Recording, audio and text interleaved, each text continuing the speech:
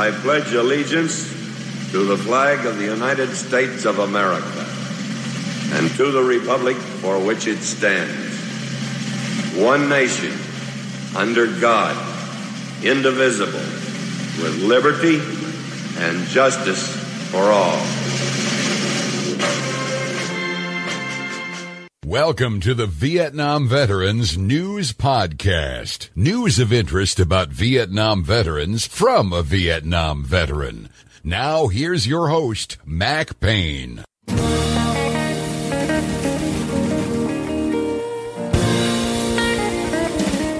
This is Mac Payne here with episode 17906 of the Vietnam Veteran News Podcast. News about the Vietnam War and the brave veterans who served there, as told to you by yours truly, a Vietnam veteran. This podcast episode is brought to you by Legacy Staffs, which are crafted by the Brazos Walking Stick Company out in Waco, Texas. You can go to brazosticks.com and use my name, Mac Payne, one word, at the checkout and get a whopping 10% off your next order of the Legacy Staff or cane of your own design. Remember this, they don't sell stock inventory. Every Legacy Staff and cane they sell is designed just for that particular customer. You are advised to go to brazosticks.com immediately after this podcast and check out what they have to offer. And when you make your choice and you go to the checkout part of that website, put in my name in the coupon code box, and you will be glad you did. In this episode, you are in for a treat. Vietnam veteran John Shoemaker, who was an infantry platoon leader in the 196th Brigade in Vietnam in the Badlands of I Corps, is going to tell you about what happened to him on his first patrol in Vietnam. It is something you would never expect. And then he's going on to talk about mental and physical toughness. And if you listen to what he has to say, I guarantee you're going to be better off. Without any further ado, John, you have the microphone. Take it away. Well, thanks, Mac. Again, I appreciate the opportunity here. I've got another story, an experience that I remember well about my time in South Vietnam in I Corps. And it was basically after 2 years of training during 1968, 69, that I went through all of various schools. And finally, I'm on the plane to South Vietnam, which just amazes me. Again, given I'm 22 years of age, really hadn't been outside the U.S., and now here I am on the way. And I'm thinking I'm going into Saigon or something. They didn't tell us. But it turns out I came into Long Binh, didn't stay there very long, and caught another flight up to Da Nang.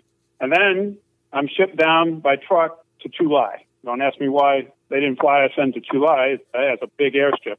In any event, here I am, a second lieutenant, with all years of training behind me, but really not experienced in war combat. That's where it's the true test of your mettle. And frankly, it was what I wanted for me. That's why I volunteered several times, actually, to see if I could provide the leadership needed to ensure the safety of our soldiers.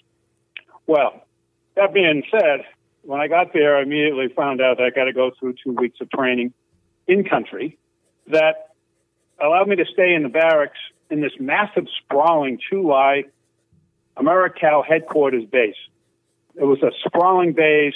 You know, remember the Americal has about 20,000 men. They've got the Air Force, the Marines, they have the Navy, they have all this long, large airstrip, all of the unit command centers, intelligence, everything from the commissary to the PS.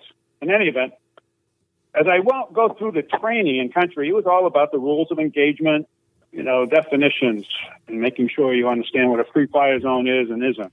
Understanding enemy tactics in the area, BC versus NVA, with the weapons and the various booby traps. And boy, there were a lot of booby traps and was a great fear, very much like the IEDs today in the Middle East. Finally, I got my assignment. The anxiety was getting worse. I didn't like waiting around, going through this training, waiting in classes, knowing that I'm going out there pretty soon. So I'll have to admit, it was very much a time for anxiety. So finally I get flown out to Hill 251, which is about a 15-minute helicopter ride, Huey ride by the 196th Brigade, and I'm assigned to the 2nd Battalion, 1st Infantry, and it's Bravo Company. It turns out that First Lieutenant Joe Genero was a longtime Army sergeant who was direct commissioned to be an officer given his infantry combat experience. He had done more than a couple of tours, and so I was really pleased that I was joining a company with that kind of experience. So my first assignment was to go out with the 3rd Platoon, who was led by a lieutenant that had been in country for about 3 months. So he was fairly experienced, which also was a little concerning after 3 months. And that I was kind of the extra second lieutenant, and I'm going to spend the next week or two just learning the ropes. So down the hill we go the next morning early, and then we head out across these rice paddies. Now, remember, rice paddies, just like you see in exotic travel films in the TV with the news reports. I mean, it is amazing to be all geared up, walking with an infantry platoon, crossing a rice paddy, where at times you're almost up to your knees in mud and water, and you didn't want to walk on the dikes themselves because they could be booby-trapped, and that would be an obvious thing because the NBA and the Viet Cong knew that Americans sometimes get lazy and they want to take the shortcut, and that's where the booby traps are. And that's how so many were wounded or killed. So we always went the tough way, right through the muddy rice paddy water, which was also where the water buffalo were there. And it's quite a sight to look out, and as you're walking along, and I've got all this gear, and you're hot and sweaty, and you realize where you are, and you see water buffalo, and the peasants that would be driving the water buffalo, they defecate in the rice paddy, along with the people. They all defecate wherever they are. You've got all these bugs and animals. The water is putrid, and it was disgusting. So as I'm walking along, I'm also thinking to myself, okay, the pins on my grenades, I make sure they bent so that they don't accidentally, fall off. Do I have the right gear? And double checking my weapon and all this. And then, boom, there goes a booby trap right in front of me, blows me back down. I'm underneath the water, which I detested. I am completely submerged now. As I pull myself up and my head comes above the water line and the water's dripping down from my helmet on me, I hear all this buzzing in my ears and screaming of guys. And I realized that the guy in front of me stepped on a booby trap that apparently was a shaped charge that went forward and caught the lieutenant in the back. And both of them were severely wounded. And Red, who was what's the nickname of a sergeant, the senior ranking sergeant I had on the platoon at that time, that this other lieutenant had, I think he was a staff sergeant, one of the very few I met out in the field. He comes up after a medevac comes and takes away the lieutenant and the radio man. As I said, they were severely wounded, and it was right out of Walter Cronkite newsreel. Here comes the Huey in the rice paddy, lands, and we're rushing with their bodies over to the helicopter, and we're all positioned thinking we're going to get shot at. It was just a mess. But the point is, Red looks at me and says, okay, Lieutenant, what do we do now? And that was my first patrol within the first 2 or 3 hours of my first patrol in Vietnam. And I'm thinking, again, I've got over 350 days or so left to go. How in the world am I going to survive this? Well, I'm going to now, I know I've mentioned some of this in the past. Now I'm going to take you to a point in time, 2014. I went to a reunion of the 196th Infantry Brigade.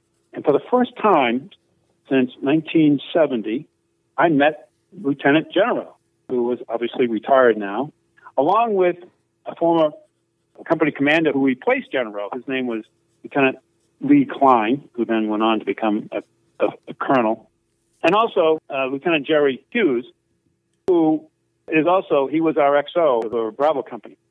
So anyways, I meet them all, and it's a great time. It's at a reunion. And in the course of all the meals and the presentations and so forth, I did have a chance to talk about that day.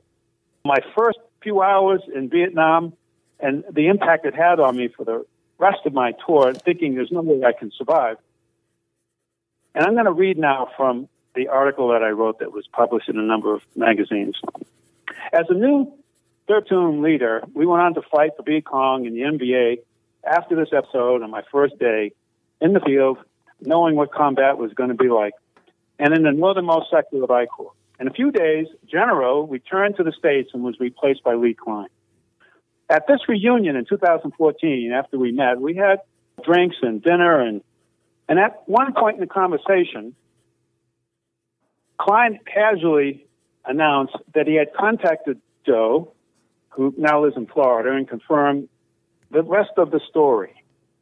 So Lee caught me by surprise. And when Klein asked him about the story, General was so upset, he exclaimed that, of course, he remembered that day. He had called the 3rd platoon leader to his command post and explained to him exactly how he decided to record the known booby traps over the course of many months on a battle map to outline where the minefields were in the killing fields of South Vietnam.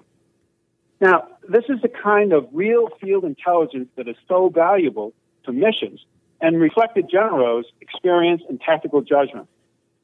Well, General went on to explain and describe to Klein what this lieutenant should do and where to go. I don't know the name of the lieutenant. I'm sorry, I just never did get it.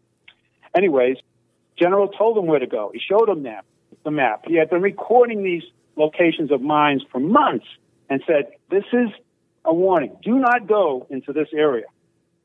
When General got word of the blast and the call to the medevac, he got the coordinates of the blast site and compared it to his map. He was so upset at the time and was swearing as he retold the story on that day in 2014 at the reunion. Apparently, the lieutenant had either ignored the instructions or did not read his map or was simply careless. Whatever the case, he led us straight into that minefield that General was trying to avoid. Now it came clear to me that I did have unusually good fortune to take the platoon out of that minefield that was surely a killing field that had hurt and killed many in the past. As Klein told me this, my eyes welled up with emotion. I realized for the first time that we could have avoided this whole incident. I also remember how close I had come in getting hit in the first few hours of my first mission in a war zone. This, after one of my last missions, was at LZ Judy. So at the front end and the back end of my time in the combat fields and killing zones of South Vietnam, somehow I had avoided the worst sacrifice of all. Anyways, my former company commanders, General and Lee Klein, are real heroes, along with Jerry Hughes.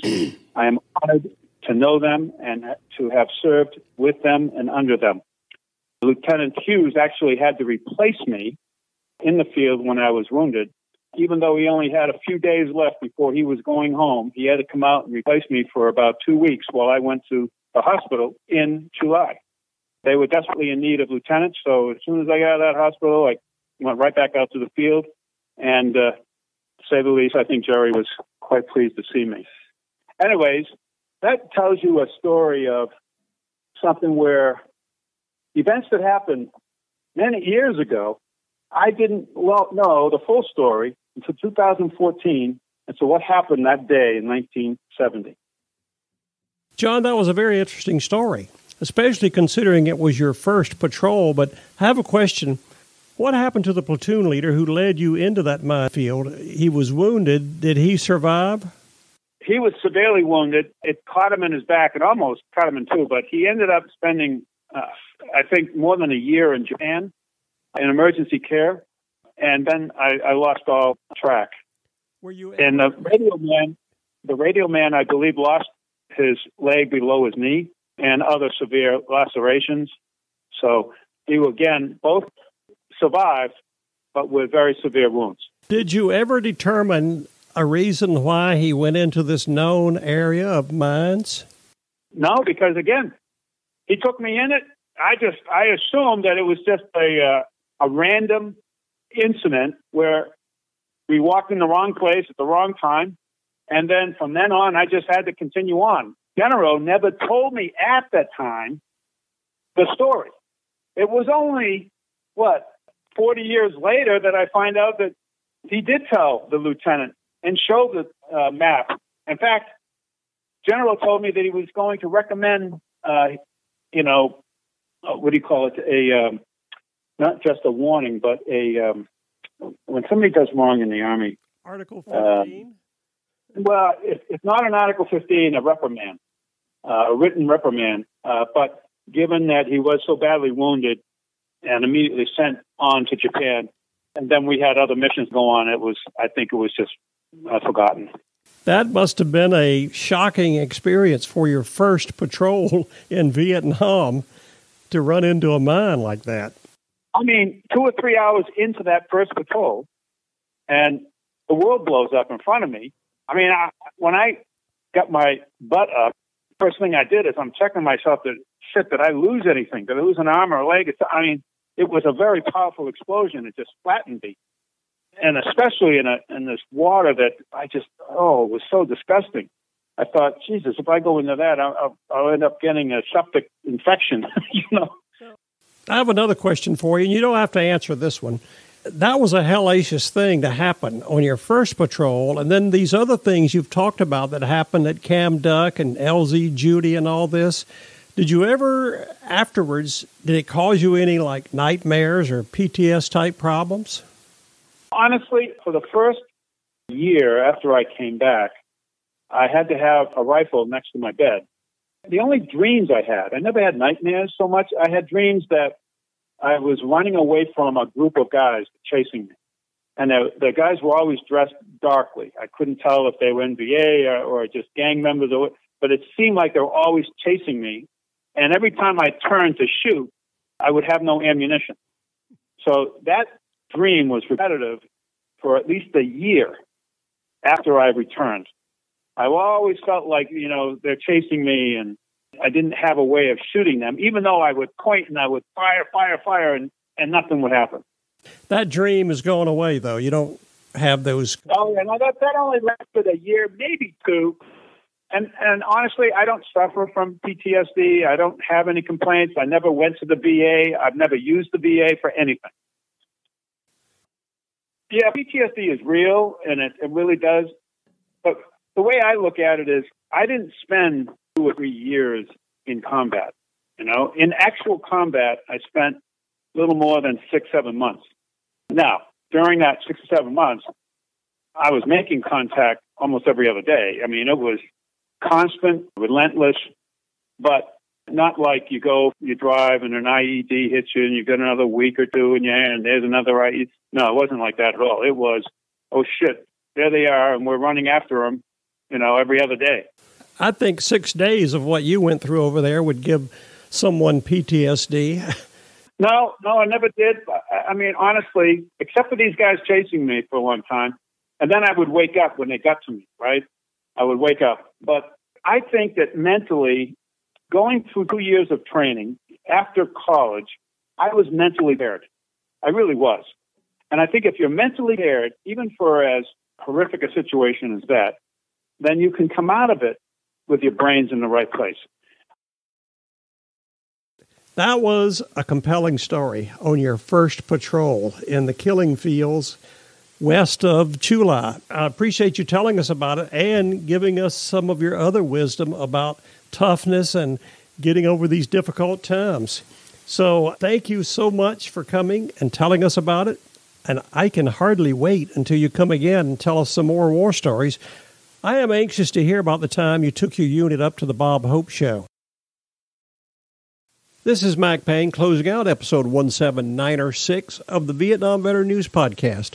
Thank you so much for listening to these stories. You are cordially invited to return again soon and often to listen to more that will be coming your way on this podcast, the Vietnam Veteran News.